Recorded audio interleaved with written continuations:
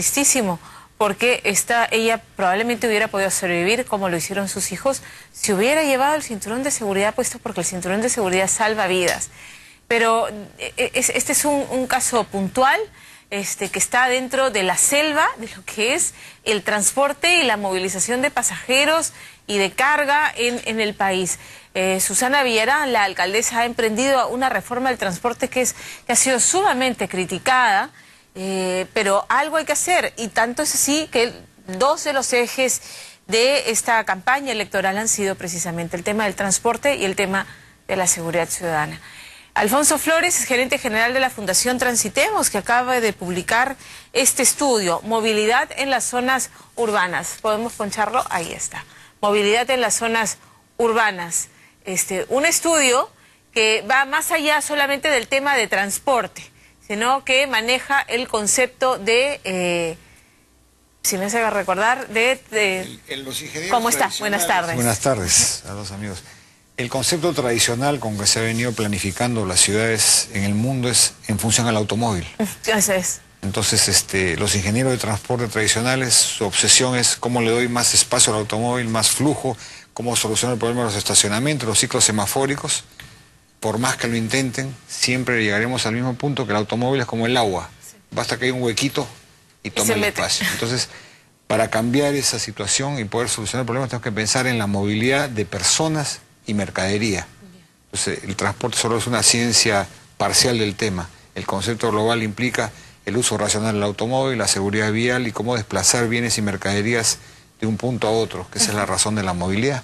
Entonces, lo que trata este libro es convertirse en una especie de libro de cabecera de todos los planificadores urbanos y de autoridades de transporte, y los capítulos están muy organizados, no solamente en la teoría, sino con recomendaciones puntuales para cada uno de los temas que competen al transporte y la movilidad en las ciudades. ¿A qué conclusiones han llegado en el libro respecto a cómo ocurre esta dinámica de transporte de pasajeros, transeúntes y transporte de carga? La conclusión es que, como decimos, el enfoque tradicional siempre le dio el privilegio al automóvil privado. Si analizamos la última encuesta que he publicado ayer, Lima, ¿cómo vamos?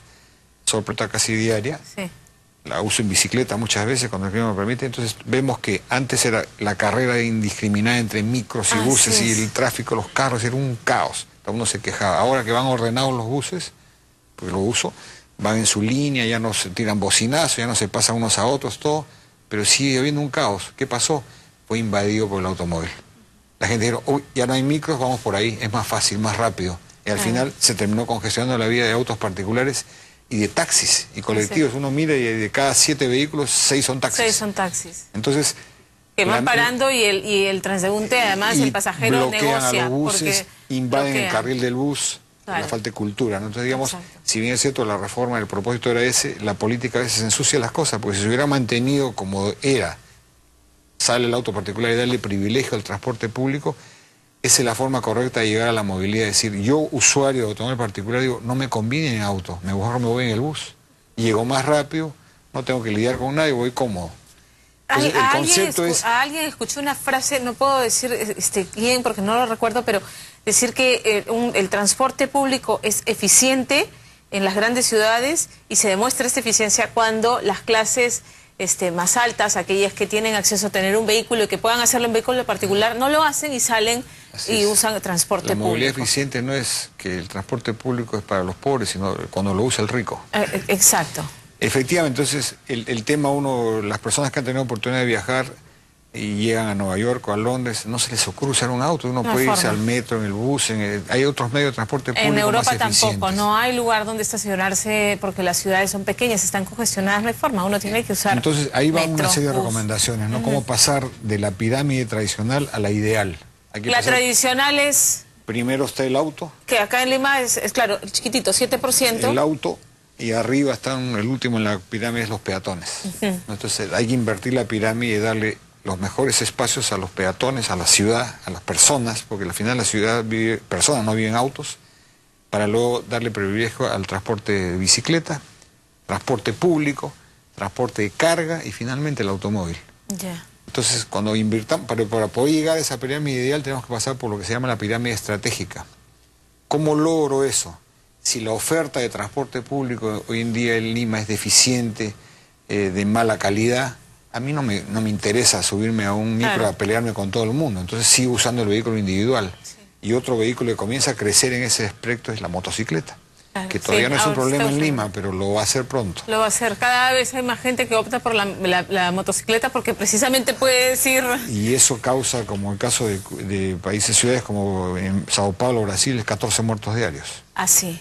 Porque claro, la motocicleta pues se conduce... en Colombia también hay un uso muy intensivo de la motocicleta. Entonces, también. Para evitar eso, tenemos que rápidamente pasar por una reforma del transporte, brindar transporte público de calidad, digo, por eso la calidad es importante en esto, pero tiene una serie de problemas. El transporte público ya en el mundo entero es un derecho social más. Los ciudadanos tienen derecho a movilizarse, tener accesibilidad, no solamente que haya, sino que pueda acceder al servicio. Y para que eso ocurra tiene que tener subvención del Estado. En nuestro país hay un problema que con la neoliberalización del mercado en los 90 se permitió que cualquier persona haga transporte como sea y como pueda. Exacto. Libre mercado. Entonces el principio es que yo, empresario, ¿qué es lo que tengo que privilegiar? Mi rentabilidad. Y si el servicio es bueno o malo, eso es secundario, que tengo que ganar. Claro. Entonces, eso tiene que cambiar y el Estado tiene que ejercer un rol regulador. Sí, lo puedes hacer, pero yo tengo que poner mis reglas. Y eso es lo que es la reforma del transporte. Claro, todos los candidatos coinciden en que tiene que haber una autoridad autónoma y única del transporte en Lima. Ahora, tengo la sensación de que lastimosamente el tren eléctrico, el tramo que está operativo y el metropolitano no es suficiente y son como los grandes, en realidad las grandes alternativas de transporte verdaderamente masivo, que los corredores deberían alimentar estos grandes ejes, que debería ser el tren, porque lamentablemente no tenemos metro, pues, ¿no? Como así en va a otras ser, ciudades. El plan está dado, data de mucho tiempo, pero también es un tema que ahora yo escucho mucho, la polémica, no, solo el metro salvará al Perú y que los buses salgan y que por ahí va a ir la ruta del metro. Eso, y Derín, ¿cuánto demora un proyecto de metro? Claro, ¿cuánto demora el tren eléctrico? Entonces, en el medio, ¿cómo se moviliza la gente? Si le dice, no, ahí no pongas tu corredor porque por ahí va a ir mi metro. Ok, señor, saco mis buses. Y aquí a que termine en el metro, ¿cómo se mueve la gente? O sea, que no es tan descabellado lo que ha propuesto Castañeda con el monorriel, que se superpone a la línea 6, o ese monorriel debería ser simplemente una línea de buses hasta que... Ese monorriel fue parte de los estudios del JICA, la Corporación Japonesa, de la red de metros de Lima, y fue una adicional que se hizo hace 2 años. Pero luego de estudiar las demandas, parece que no justifica la demanda, porque es una inversión alta, de tener este monorriel, porque no va a mover lo suficiente número de pasajeros. Pero hay otras alternativas. A lo que voy es que el concepto moderno de movilidad es que es multimodal. Todos los modos de transporte cumplen un propósito. Y tienen que tener un espacio. Tienen que tener un espacio y pueden coexistir. Uno lo ve en Londres, uno va en el bus arriba y abajo está pasando el metro. ¿Cuál es el problema? ¿Por qué? Porque el metro, su eficiencia radica en cuanto mayor es la distancia entre estaciones, más eficiente es, no puede parar en cada esquina. Así es. Entonces, si yo tengo una estación de metro cada 2 kilómetros o cada kilómetro, ¿cómo se mueve la gente arriba en esos tramos? Tiene que ser en bus. Entonces, por eso es que la planificación integrada, como bien decías tú, es importante, porque yo planificador digo, perfecto, esta es mi red de metro, que mueve los grandes volúmenes y las grandes distancias, y planifico que en el intermedio pongo rutas de buses por aquí y por allá. Claro. Entonces, esa planificación integral es importante, no que ahora el Ministerio de Transporte y Comunicaciones planifica las redes de metros por su cuenta. La Municipalidad de Lima, que es su función, tiene que planificar lo de los buses. Exacto. Y el Callao planifica lo suyo. Entonces no se puede, es un tallarín, una ensalada. Ahora, todos tienen que tener un espacio, todos los medios de transporte. A mí me preocupa el tema, por ejemplo, de las mototaxis, que son bien importantes porque Lima, como ha crecido desordenadamente, crece pues en estos asentamientos humanos que primero son esteras, luego casitas y van creciendo. Y el mototaxi es el medio de transporte, cumple un rol, pero digamos, los permiten circular en la carretera central. Ese es el desorden por o en la la falta Panamericana de Sur, en determinadas zonas, tienes a un mototaxi que es peligrosísimo en una carretera que moviliza transporte de carga, que es peligrosísimo, o buses interprovinciales. Es nuevamente un reflejo de la falta de planificación y autoridad, porque si uno analiza la reforma del transporte, tienen los corredores complementarios, vamos a ponerlo en orden, metros, corredores BRT, caso metropolitano, los corredores complementarios que están empezando ahora, luego vienen los corredores de integración, y finalmente viene lo que se llama las RESNAS, las rutas de zonas no atendidas. Ya. Entonces, ahí entra todos estos micros que van saliendo, claro, estas coasters, van bajando a los alimentadores, a las rutas de integración, y finalmente el mototaxi cumple el punto final. Así es. Pero todo eso dentro de una planificación ordenada, pero con esta malentendida de las autonomías municipales, cada municipalidad hace lo que quiere. Decreta lo que se le da. Tenemos 43 caciques, ¿no es cierto? Claro. Como pequeñas tribus, y cada uno ve lo suyo y no coordina con el otro. Entonces, ¿una autoridad única resolvería todos estos temas? Una autoridad única bien entendida, con presupuesto, porque sin presupuesto no funciona nada. Es pobrísimo el presupuesto que tiene la ciudad de Lima como capital del Perú, el focus de integrador de la zona es de reír. El presupuesto se refiere para el tema específico, para todo, para la gestión entera de la ciudad. Si de ahí desglosamos lo que se invierte en transporte, los expertos que hemos traído a lo largo de estos 3 años de la Fundación para ayudar, porque nuestra propuesta como Fundación fue, ¿qué hacemos ante este caos del transporte? Lo tradicional es ponerse al otro lado de la mesa, agarrar la escopeta de dos cañones y comenzar a disparar a todas las autoridades. Está mal, está mal, está mal, está mal. Hay que. Dijimos, no, esto tiene que cambiar. Vamos a remangarnos las mangas y vamos a tocar las puertas a las autoridades, a ofrecer la ayuda del sector de la sociedad civil, empresarios, todo, con ayudas, trayendo expertos internacionales, produciendo documentos como este, de manera que aceleremos el proceso de 80 años de atraso que tiene el transporte público en la ciudad de Lima. No quiero despedirlo sin antes hablar del tema que habíamos, el tema del cinturón de seguridad. Estamos mal acostumbrados, solamente el piloto y el copiloto y los que van atrás, y tengo que ser un mea culpa, porque incluso mis hijos van en la parte de atrás moviendo, saltando, no se ponen el cinturón de seguridad. Yo voy a leerles lo que dice el Reglamento Nacional de Tránsito, artículo 85. El uso de cinturones de seguridad es obligatorio para las personas que ocupen los asientos delanteros de los vehículos en circulación, con excepción a los vehículos que pertenecen a la categoría LN, que es las motos. En los asientos posteriores su uso es obligatorio en todos los vehículos que los tengan incorporados de fábrica. Después salió un adicional, o sea, desde 2005 ya todos los vehículos que vienen al país tienen cinturón atrás, y de acuerdo al reglamento están obligados a usarlo.